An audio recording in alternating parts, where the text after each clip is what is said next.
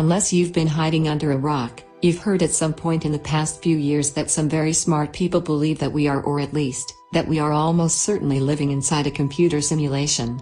That your life, as you know it, is not a reality in the physical world, but a fantasy of bits and subroutines and memory locations and semiconductive gates that open and close as electrons race to form your ghostly virtual universe. In this episode of The Logical Show, we're going to turn the skeptical eye on the pop culture fad of belief in the simulation hypothesis, the claim that our entire universe is one of the countless billions of simulations running somewhere in some transhumanist godlike supercomputer.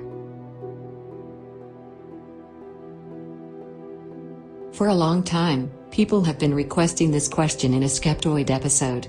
It comes and goes in and out of the news, whenever some celebrity makes a statement asserting that we either do or do not live in a simulation. I've always rebuffed the request, because I found it was not a science question, but purely a philosophical matter, and thus outside of my Skeptoid wheelhouse. But the requests have never slowed, so I'm going to answer with my analysis of why the idea that we live in a simulation is not scientific. We're going to see what extraordinary evidence, if any, supports this extraordinary claim. The most notable example of a celebrity promoting this idea is Elon Musk, who has gone on record asserting his belief that we almost certainly live in a simulation. His reasoning, which has been around for a long time, is that eventually computers will be able to simulate a realistic world complete with sentient characters, and once computers achieve that, thenceforth there will forever be a countless number of simulated universes. Thus, the chances that this universe you're experiencing right now is the original one, and not one of the countless simulations, is virtually nil. It's about the same likelihood that the lottery ticket you're holding happens to be the winning one. Given that we're clearly on a trajectory to have games that are indistinguishable from reality, and there would probably be billions of such computers or set-top boxes, it would seem to follow that the odds that we're in base reality is 1 in billions. A very different argument in favor of simulation was suggested thousands of years ago in Plato's allegory of the cave. In this thought experiment, prisoners were chained in a cave facing a wall such that all they knew of the world were shadows on the wall from a puppet show behind them. If our ability to perceive is limited by a set of rules, it's safe to assume that much goes on that we can't know about.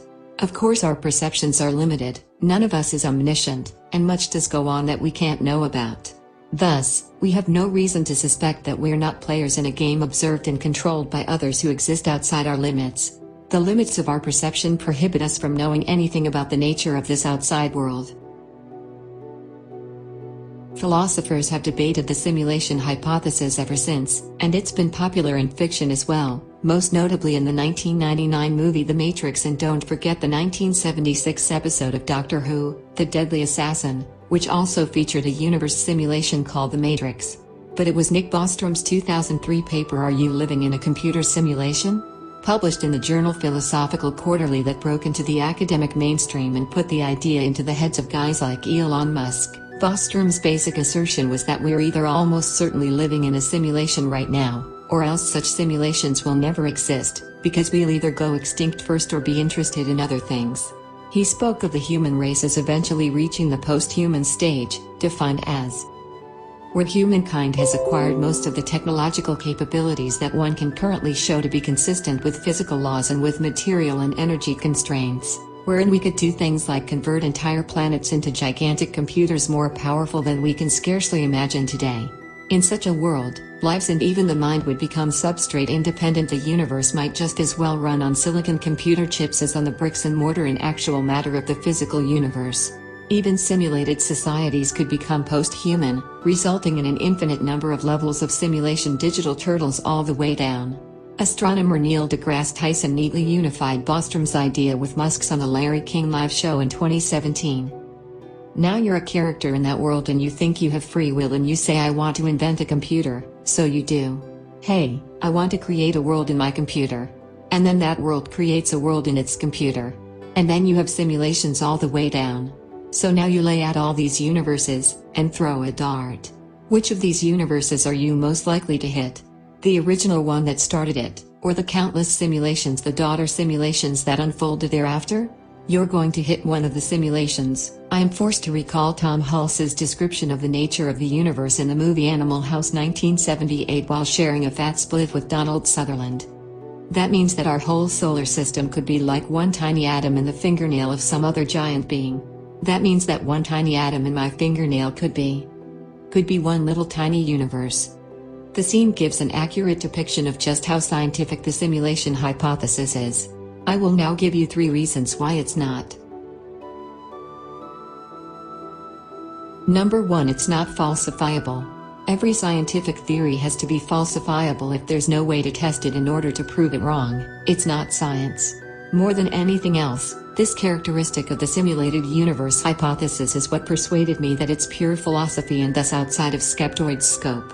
The idea that we're living in a simulation is what we call a special pleading, an idea that needs no proof because its nature puts it out of reach of our understanding. We can say that we're all living inside a computer simulation, and it is equally valid to say we're all living inside Bozo the Clown's dream. We've all been bonked on the head and are hallucinating our lives.